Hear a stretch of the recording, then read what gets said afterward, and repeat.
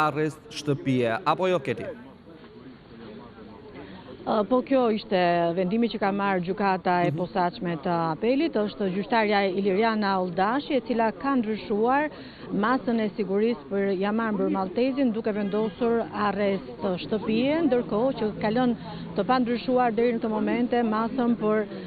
zotin Berisha, i cili duhet të paraqitet të hënën e parë dhe të tretë të çdo muaji në pranë oficerit të policisë gjyqësore, ndërkohë që i pengohet largimi nga Shqipëria. Gjithashtu, sipas avokatit, ka një tjetër seancë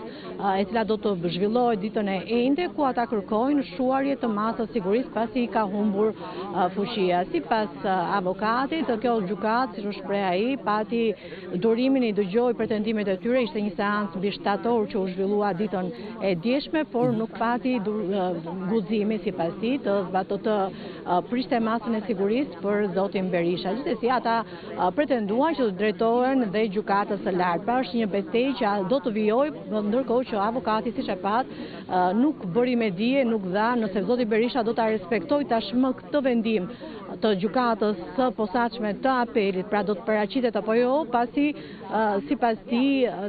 kanë të tjera mekanizma ligjore në lidhje me këtë çështje. Kjo ishte ajo që të paktën u tha nga avokatët, të cilët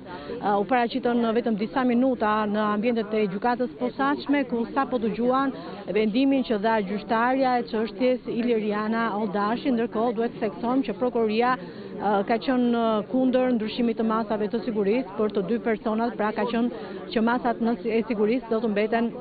të mbeteshin në fuqi ashtu siç ishin vendosur më herët.